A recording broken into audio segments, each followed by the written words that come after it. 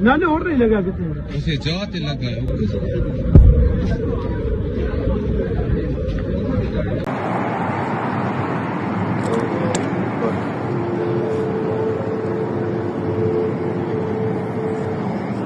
और एक मारेगा इधर, बड़े मारे। अरे ड्रोन मारा इधर। पहले उन्होंने बाहर सारे कर दिते हैं, पहले वाले सुने 12 बजे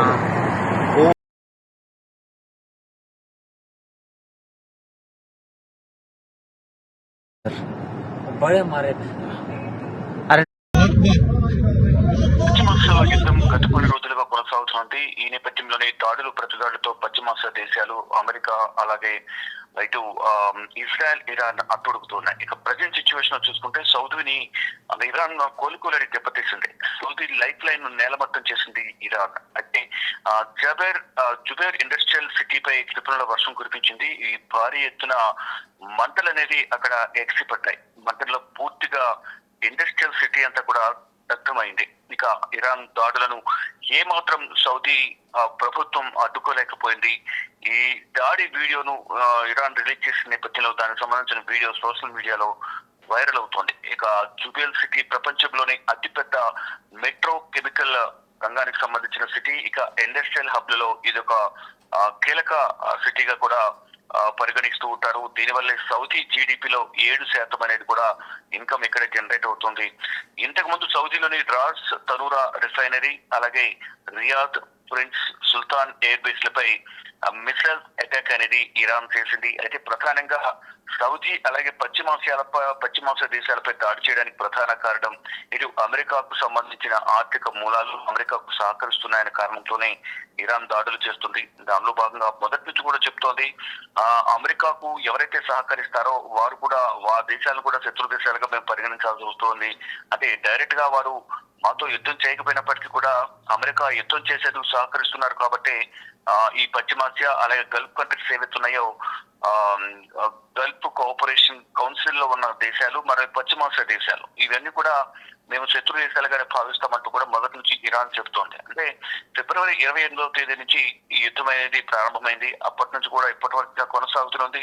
ఈ యుద్ధం వల్ల ఇరాన్ చాలా వరకు ఆస్తి నష్టాన్ని చవిచూసింది. అనేక మంది ప్రాణాలు కోల్పోయారు. కీలక వ్యక్తులను ఇరాన్ కోల్పోయింది. అయితే కీలక వ్యక్తులందరూ కూడా ప్రాణాలు కోల్పోయిన నేపథ్యంలో ఇక ఇరాన్ యుద్ధాన్ని విరమిస్తుంది, కాలబేరానికి వస్తుంది అనేది అమెరికా అధ్యక్షుడు డొనాల్డ్ ట్రంప్ భావించారు. కానీ ఎక్కడ కూడా కీలక నేతలు చనిపోయినప్పటికీ కూడా ఇంకా మరింత వేగంగా వారు దాడులు చేస్తూ ఉన్నారు. ఈ నేపథ్యంలోనే ఇటు ఇజ్రాయెల్, అమెరికాకు కూడా ప్రతిగా దాడులు చేస్తున్నాయి. ఇక అమెరికా ఇటు కువైట్, సౌదీ, జోర్దాన్, ఈ పశ్చిమాసియా దేశాలు ఏవైతే ఉన్నాయో అక్కడి నుంచి వైమానిక స్థావరాలను, ఎయిర్ బేస్లను వినియోగించుకుని దాడులు చేస్తున్న నేపథ్యంలోనే ఆయా దేశాల్లో ఉన్న ఎయిర్పోర్ట్లు కానీ, ఎయిర్ బేస్లు, మరోవైపు అమెరికాకు సంబంధించిన రాయబార కార్యాలయాలపై ఇరాన్ దాడులు చేస్తూ ఇటు ఆర్థికంగా అమెరికాకు నష్టాన్ని మిగల్చాలి అనేది ప్రధానంగా భావిస్తోంది ఇరాన్. దానిలో భాగంగానే అమెరికాకు సంబంధించిన ఆర్థిక మూలాలపై ఈ పశ్చిమాసియా దేశాల మీద దాడులు చేస్తున్న పరిస్థితి కనిపిస్తోంది. మరోవైపు ఈ పశ్చిమాసియా దేశాల మీద దాడి చేస్తున్నాయి, మరోవైపు ఇటు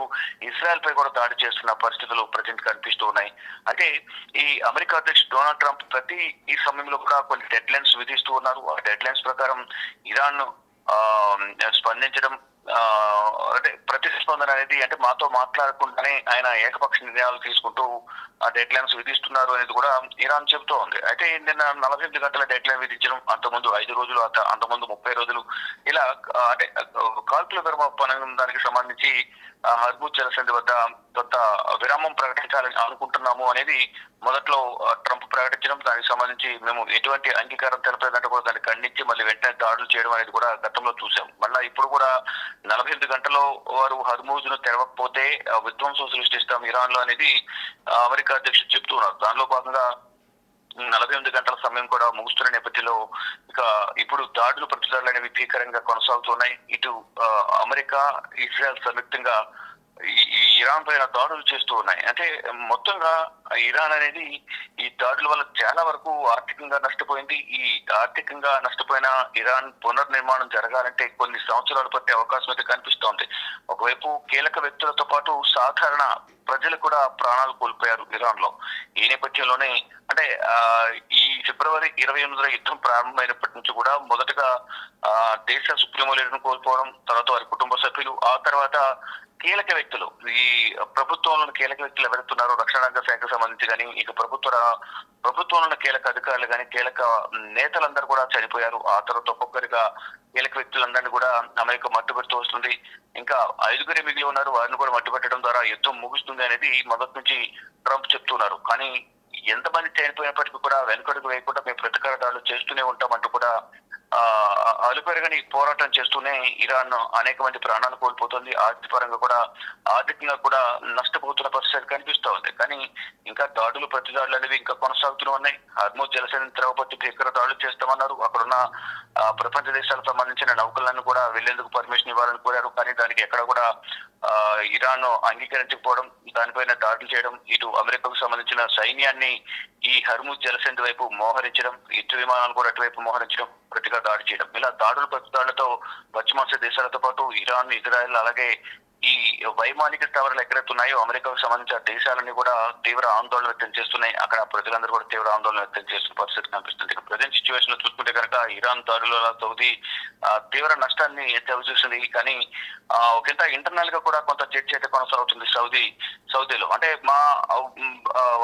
మా ప్రాంతాలను వినియోగించుకుంటూ అమెరికా మమ్మల్ని రక్షించే ప్రయత్నం చేయడం లేదు, కేవలం ఇజ్రాయెల్ కు వత్తాసు పలుకుతుంది తప్ప ఈ పశ్చిమాసియా దేశాల్లో ఉన్న దేశాలపైన అసలు కన్సర్న్ అనేది ఉంచడం లేదు, మా తరఫున పోరాటం చేయడం లేదు, మాపై దాడి చేస్తున్న సందర్భంలో అమెరికా అడ్డుకోలేకపోతుంది అనేది ప్రధానంగా సౌదీ, అలాగే ఇతర దేశాలు ఏవైతే ఉన్నాయో అవన్నీ కూడా పశ్చిమాసియా దేశాలు కొంత ఆవేదన వ్యక్తం చేస్తున్నాయి. దానిలో భాగంగానే ఇప్పుడు సౌదీ ఏ ఒక్క దాడిని కూడా అడ్డుకోలేకపోయింది. ఇరాన్ చేసిన క్షిపణి దాడులు, మిసైల్ దాడిని, అటాక్ ను ఎక్కడ కూడా అడ్డుకోలేకపోయింది. అంటే సౌదీలోని రాస్ తనూర్ రిఫైనరీ, అలాగే రియాద్, ప్రిన్స్ సుల్తాన్ ఎయిర్ బేస్ లపై మిసైల్స్ అటాక్ చేస్తున్న నేపథ్యంలో అంటే నిశ్చేతనంగా ఏం చేయలేని పరిస్థితుల్లో సౌదీ ఉంది. కానీ ఇరాన్ మాత్రం ఈ అమెరికాకు యుద్ధం చేసేందుకు సహకరిస్తున్నారు కాబట్టి మీ భూభాగాలను, మీ ఎయిర్ బేస్లను వినియోగించుకుంటూ మీరు ఇండైరెక్ట్ గా వారికి సహకారం అందిస్తున్నారు కాబట్టి మీపై దాడి చేయాల్సి వస్తుంది అనేది కూడా ఇరాన్ చెబుతుంది. అంటే ఆత్మరక్షణలో భాగంగా ఇప్పటికే ఎంతో కోల్పోయాం, ఇప్పుడు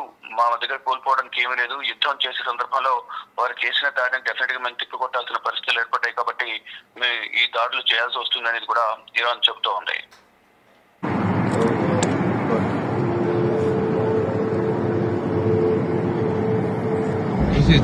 और एक मारेगा इधर। बड़े मारे पहले उन्होंने बाहर सारे कर दिते हैं। पहले आने सुने 12 बजे